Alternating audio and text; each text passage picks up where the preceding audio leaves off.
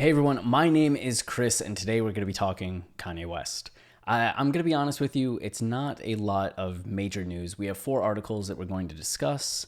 One of them is very annoying, 2 of them are mostly curious, and one's just puzzling. Puzzling.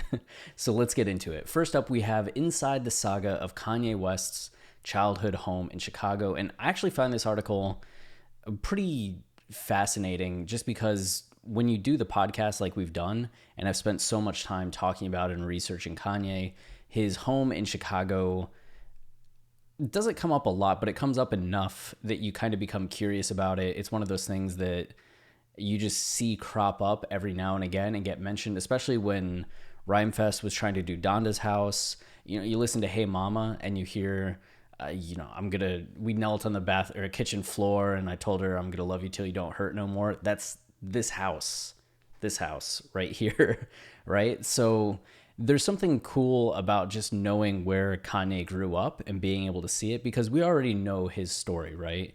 He came from humble beginnings and became one of the biggest artists in the entire world. Uh, we've heard it in his songs, we hear it told and talked about it again and again, but it's something different when you actually look at the home and you see it and you're like, yeah, this is what he's coming up from. Especially too when some people talk about, which I've seen online, that Kanye was actually coming from a more middle class family. This doesn't look quite middle class. Maybe it can be middle class relative to some areas, but I think about just like middle class, like country Ohio where I grew up, and nah. um, so I don't know. It's just cool to see the location, but the history of the house is also something that I haven't seen really broken down in a timeline perspective with a lot of details. And this article by Tracy Schwartz really does get into a lot of the details of the house, getting from when it was built to when Kanye's mom purchased it, why she purchased it, when they moved out of it. You may recognize it mostly looking like this. The first time I saw this picture here actually kind of threw me for a loop. I was like, what is that? But this is more of what I'm familiar with. So it kind of gets into a lot of the details from previous decades and then moving into this decade, the conflict that happened with Donda's house, with Rhymefest trying to lead that, and then where it's currently at with Kanye having purchased it and trying to make renovations to it, but the house is actually being set to be demolished, and yet Kanye and Kim are kind of fighting to keep it open. So if you're curious in the history of the West childhood home, which actually ends up being one of many, it actually says in the article that he was here for 8 years, which is a good portion of somebody's life. If you're looking, he moved to Chicago when he was 3. So from the ages of 3 to 18, he was there for 8 of those years. It's more than half for sure. But it's a good read, a quick read. So that link will be down in the description. Next, we have this, and this is something that we have talked about multiple times. I did a video talking about this news. Travis talked about it in the Kanye news video he did, but I really wanted to talk on this specifically because it blew my mind that this was a Screen Rant article, and not to call out Ebony March like so specifically, because I get that Ebony's just trying to do what Ebony has to do. Whatever Screen Rant asks, what's going to get clicks. It's a grind, it's a game, you're on your hustle, I get it. But at the same time, this is such a stupid article. Screen Rant, for a time, was just about movies, right? And now they've moved into pop culture because there's more clicks there.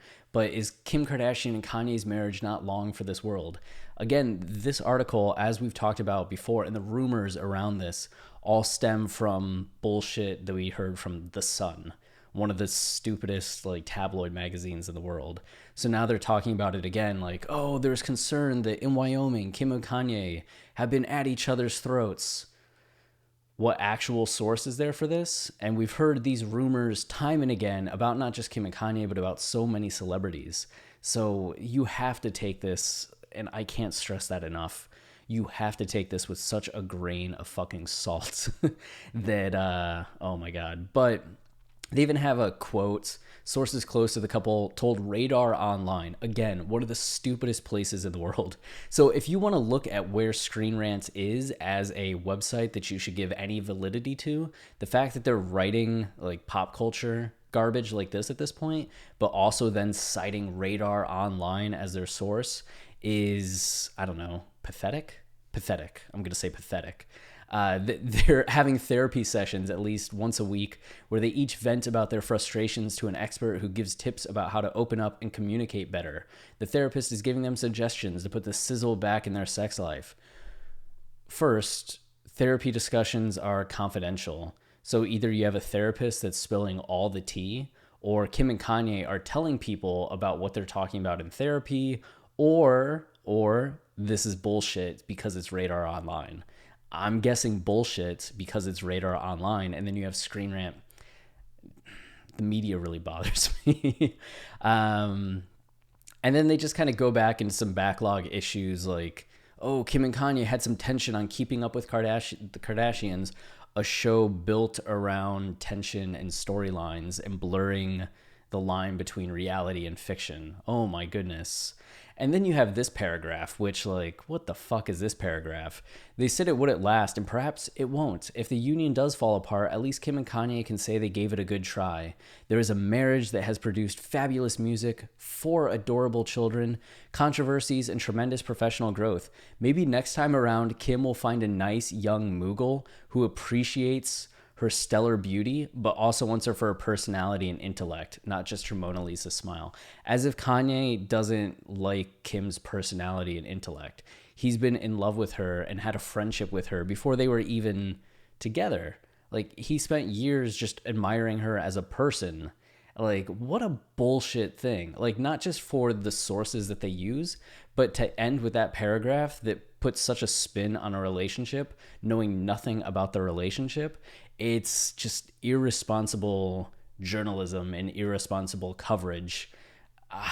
Again, Ebony's just trying to do what Ebony needs to do, but Screen Rant, completely on my shit list. Wow. So this one's a little bit more interesting, and kind of like the Donda House one, it gets into one of those mysteries if you're in the, Kanye world, and I guess hip hop world for this as well. Desiigner in 2016, 2015 with Panda was being really talked about. He had one of the biggest songs, and yet he went nowhere. Signing with Good Music, you would expect to be a benefit for artists, and yet oftentimes it seems that it doesn't quite go that way. Like, you look at Pusha T and how long it took him to come out with albums. You look at Cudi dropping from the label entirely. Like, it's Kid Cudi, who has such a great relationship with Kanye, and even he had issues with Good Music. Tiana Taylor's taken a long time for albums. You have other people signed to the label that really never put out music. Like, Good Music doesn't have the best track record, sadly, with putting out consistent music from the artists that are signed there. And Desiigner was one of those tales where it seemed like the world was at his fingertips, and then nobody knew what happened. We got Timmy Turner, and that was essentially it. So this was news that Desiigner had gone onto Academics podcast or show Everyday Struggle, and he ended up talking a little bit about Good Music. So I've definitely been in the studio, man, he said when asked by Academics where he's been. I haven't been trying to follow too many waves, I mean, it's really sticking to my own path. Still, the situation I had to get out that Good Music shit. I just felt uncomfortable. When pressed about why he left, Desiigner explained that he was happy at the label for a while, but the situation eventually soured. He said that he didn't get to talk to many people at the label as much as he wanted to, Kanye included, and he also grew frustrated by comparisons to Future early in his career. Which, yeah, I get that would be really annoying, that you're bringing your own thing to the table and people are just like, Future, you're Future, and you're just like, I'm me. Then he wind up going the Christian route and then the Trump route, Desiigner added, suggesting he's not a huge fan of Ye's newborn, again, conservative Christian leanings. He wanted to get out of the deal so that he could get comfortable and start shit from the ground up. Academics asked him whether there was creative differences between him and Good Music, but he didn't get too specific upon answering. I just felt I had to do me, bro, he replied. And that's what we got. I mean, there's some details there. I'm sure most of that probably we could have already guessed, but it's just another layer in trying to figure out what goes on at Good Music and what happens specifically with Desiigner. For a long while, he just, from how I'm aware of the situation, he wasn't talking about it at all. And he had one outburst where he kind of went angry on them and was calling them out a bit more. But hearing him talk about the situation in a bit more detail and not in that angry way, it just kind of gives a little bit more clarity. Still, though, I think that there's a lot that Kanye fans and just hip hop fans in general would be interested in learning about what goes on at Good Music that they keep not quite putting out what you'd hope for or expect them to put out. And then we have one more. We have here Kanye West's $110,000 Porsche was stolen and wrecked. You read that headline and you're like, oh my goodness, somebody stole Kanye's car. Somebody stole Kanye's car. This has to be all over the place. Why did I hear about this on Twitter? Why did I hear about the... And then you start looking at the article. He fell victim back in 2010 when robbers stole his $133,000 Porsche Panamera. Ooh. Kanye West didn't get his car back that day either. The criminals ended up wrecking the sports car into a garage under renovation before fleeing on foot. So this is 2010.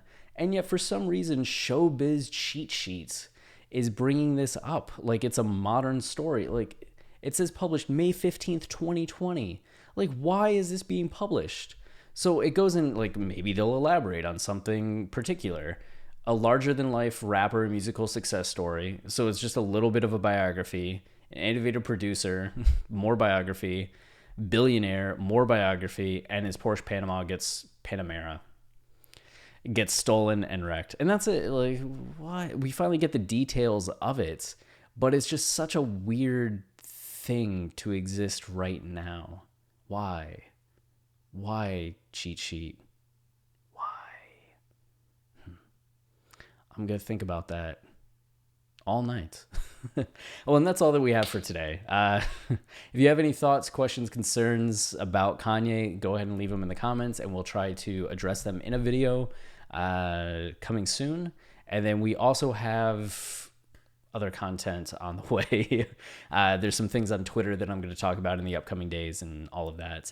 If you want to support the channel, the easiest way is just liking, comment, subscribing. That tells YouTube that this is worthwhile content that people are enjoying. So that would be much appreciated. And then if you want to hear all of our podcast episodes that get into detail on every single Kanye album song, we've gone through College Dropout, Late Registration, Graduation, 808s, all the way up to Jesus is King. We just finished our Jesus is King season.